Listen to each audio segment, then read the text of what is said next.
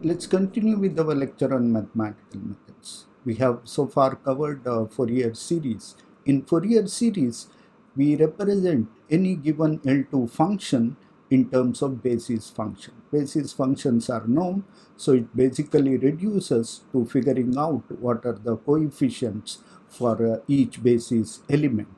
And this forms a new representation, what we call is a Fourier representation of a given function. So we have one representation which we call either a spatial or temporal domain. Another representation which we call is a Fourier representation. In the Fourier representation, Fourier coefficients usually represents the function. So we have also seen that the Parseval's theorem, the integrated value of the function in the interval, that is mod square integrated in the time domain or spatial domain, that must be equal to the squared sum of the Fourier coefficient. That is equivalent to the value of the mod square in the Fourier domain. Because the basis functions are orthonormal, they do not contribute anything. Continue our discussion to the Fourier transformation. Fourier transformation is basically used not as a boundary value problem. The Fourier transform is basically establishing the relation between the function in the time domain and to the function in Fourier domain, that is the coefficient. And we can also have an inverse Fourier transform which converts a given function in the Fourier domain to the time domain. So these two are inverse transformation of each other. Let's start with the definition of a Fourier series in the complex representation. Then we can easily extend it to Fourier transform. In the Fourier series, we have an L2 function g of x in the interval minus L by 2 to plus L by 2. Look carefully, I have changed the interval, and then we can express g of x in terms of basis function e power 2 pi I n by L into x. So we call this as frequency, which is a discrete, and we can write that as a f of n, that is equal to the frequency, which is a discrete, fn is equal to n by L. Now the Fourier coefficients are given as Cn is equal to 1 by L integral minus L to plus L g of x into e power minus I 2 pi n by Lx dx. N goes from 0 plus or minus 1 plus or minus 2 etc. This discreteness of n is coming because of the boundary condition. We have a finite boundary from minus L to plus L, and we want Dirichlet or Newman boundary condition to be satisfied by the basis function so that they become an orthonormal function. Let's first make a change of notation. Let's simply replace n by L as f of n, which we may call a discrete frequency. And then we may also rename coefficient Cn as a g tilde of Fn, that it depends on the new parameter Fn. Now in this notation we have a g tilde of f of n is given as a 1 by L integral minus L by 2 to plus L by 2 g of x e power minus I 2 pi fn of x dx. Now you can see it's already in the form of Fourier transform, and we can call the function is represented in the time domain or the spatial domain, and the coefficient themselves are living in the frequency domain or f of n Fourier domain. Now only problem here is the discreteness. Discreteness comes from the finiteness and the boundary value problem. Let's for once forget that we want to satisfy certain boundary condition and we want to extend the limit L going to infinity. Once we do that, f of n, that is n by L, is no longer a discrete variable, it becomes a continuous variable. That makes it definition of a Fourier transform. That means we take a limit L going to infinity. At infinity it doesn't matter as long as a function takes the value 0. If function does not take the value of 0, then its integral cannot be finite. So as long as we have a L2 function from infinity to infinity, we may take this limit n going to infinity. Under such case, f of n it changes from discrete to smooth value. With this new understanding, let's substitute this expression for the Fourier coefficient or the expansion in terms of basis function and then see what do we get. This is just a routine exercise. It is basically an exercise showing 1 is equal to 1. However, it is interesting to see how we do this change from the Fourier series to Fourier transform. Now we have a function g of x which is given n going from minus infinity to plus infinity, g tilde of f of n e power 2 pi fn x. Please substitute this coefficient as we have done here, and then we see that some n going from minus infinity to plus infinity, integral minus infinity to plus infinity, g of x prime, then e power I 2 pi fn x prime dx prime e power 2 pi fn x. Now we take the limit n going to infinity, f of n becomes smooth, and then we have two integrals. The summation also becomes the integral in this case, and then we have f of x is equal to double integral g of x prime into e power minus 2 pi f x prime minus x dx into df. Now we know this function, when integrated over, it becomes a delta function. That is e power 2 pi f x prime minus x become a delta x prime minus x when integrated from minus infinity to plus infinity over df. Once we do that, we have a function g of x is equal to integral minus infinity to plus infinity g prime of x delta x prime minus x dx prime, that is equal to g of x. This in fact shows that transformation works, that we can go back and forth between Fourier domain and spatial domain as long as the condition that the integral minus infinity to plus infinity e power minus I 2 pi f x minus x prime df is equal to delta of x minus x. This we know does happen. So this in fact is what is a definition of a Fourier transform.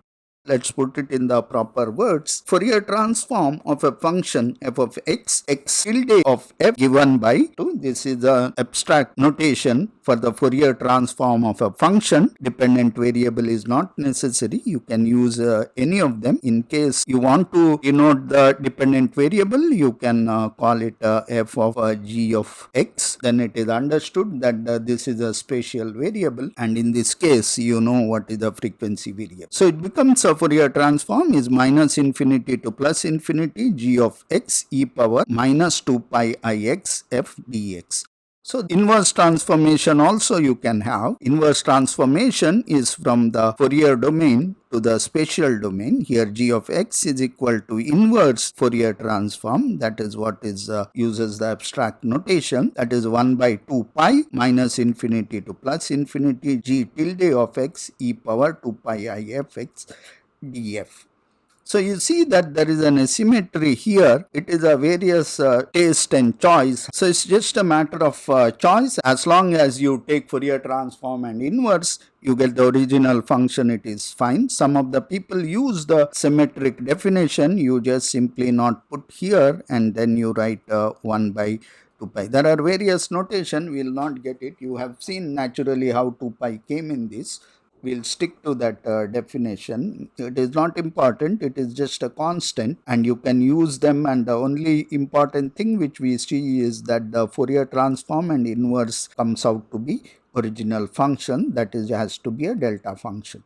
And here you see that it is possible to use Fourier transform as a g of x integral minus infinity to plus infinity e to the power plus 2 pi I f x.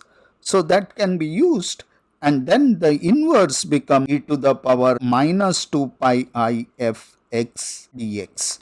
So this is basically one more notation. You can use various notation. Once forward transformation notation is fixed with minus sign, inverse transformation is fixed with the plus sign. If you have a plus sign in the forward, the reverse will have minus sign. Basically, applying both together should give the identity transformation. Let's again have symbolic representation. It is often useful to see Fourier transform as just a transformation going from time domain to Fourier domain domain or frequency domain. You have your forward and backward relation or the mapping for every given function in the time domain or spatial domain into frequency domain. So you have Fourier transform, which is a forward, and then you have an inverse Fourier inverse of the forward transformation. So you have f of x, that is a spatial domain. It is represented by f tilde of k. Now you see that function is put with the tilde to identify. Tilde means it lives in the Fourier domain. The dependent variable x is replaced by k.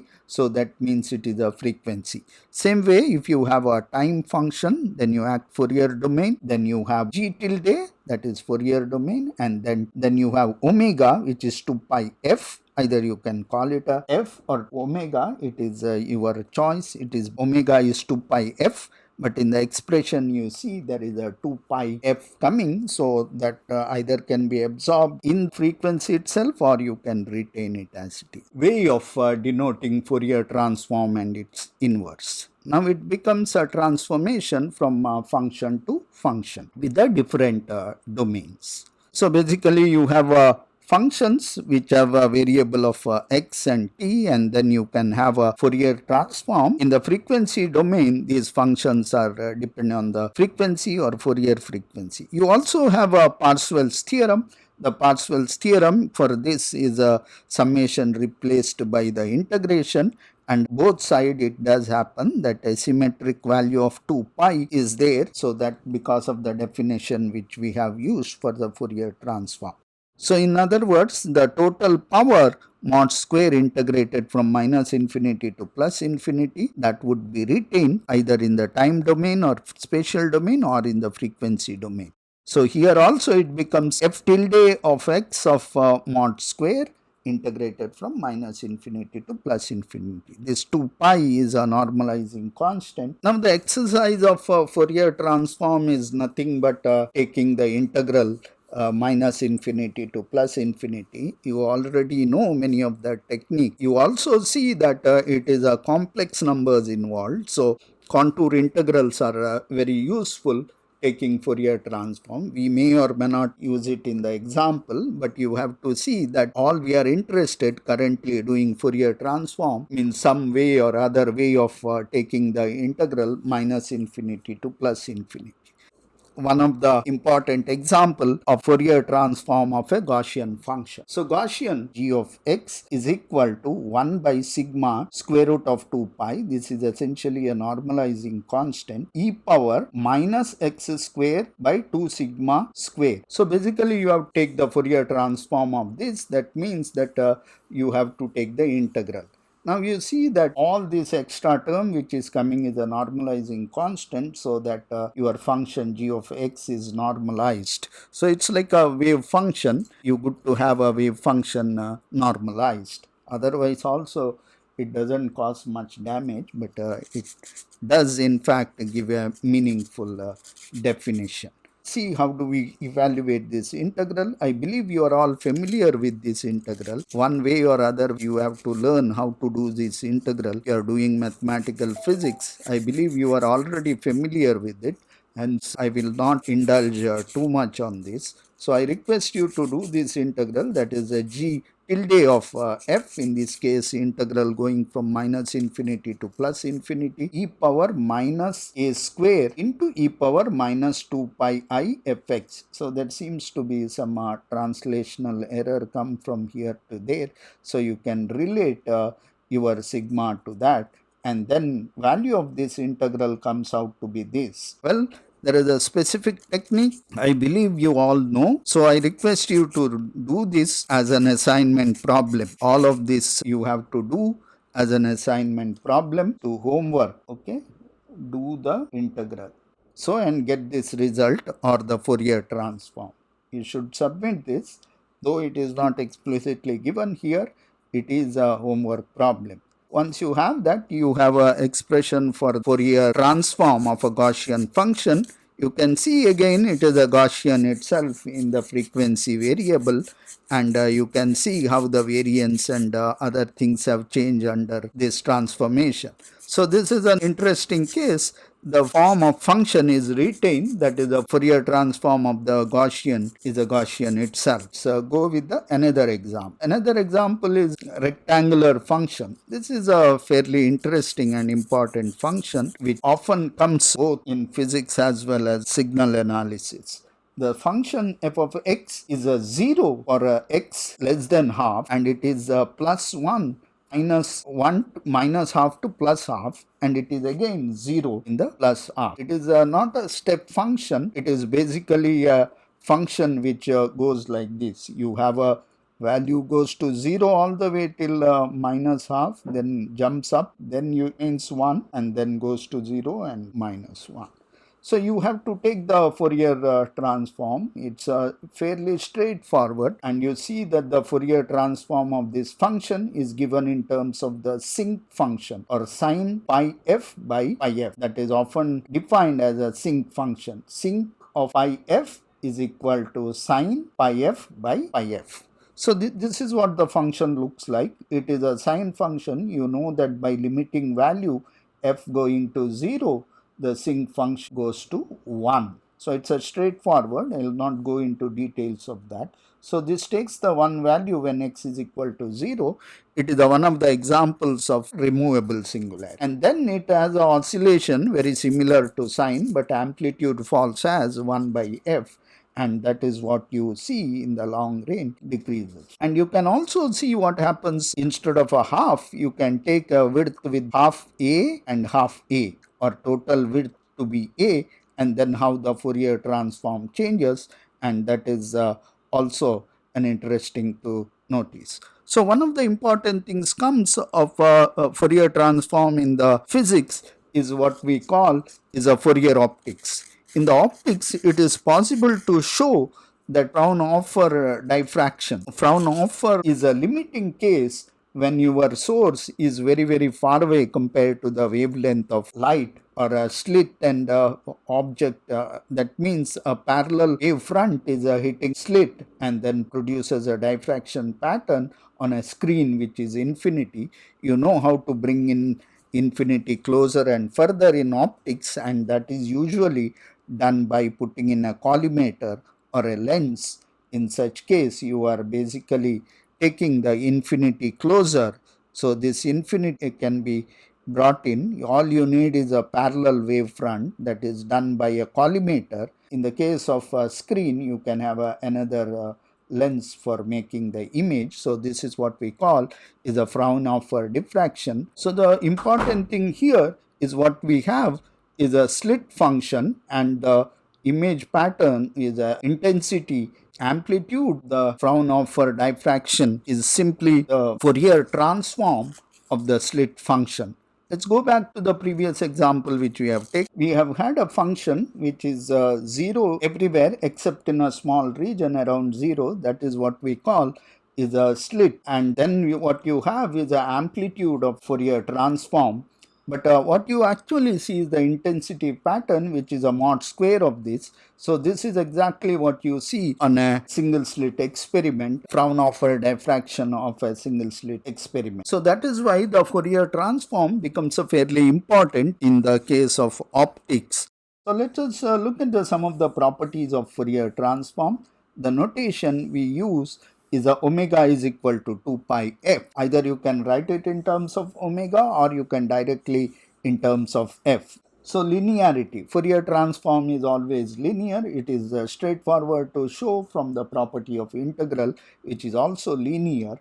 And then we have linear combination of two functions would be in the Fourier domain would also take value of linear combination of them. So that's straightforward. We will not go into details of this. Now the next is a time shift. That is, if you shift the function, you add a constant to a dependent variable, that is the g of t plus t naught plus or minus. You can shift. Time is relative, you have been told. Let's see what does happen to the Fourier transform.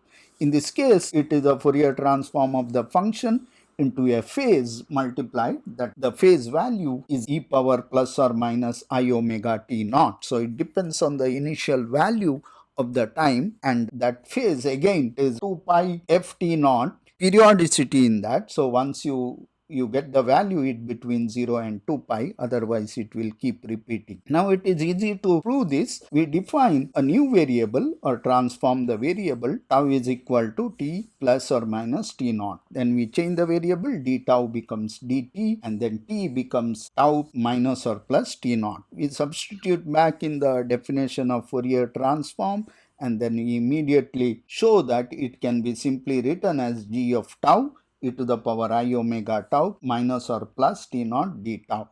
So this simply means that we can pull this term out. It doesn't take part in the integral, and this is what is the definition of Fourier transform in the variable tau. So that simply gives us f of g of t into e power plus or minus I omega t.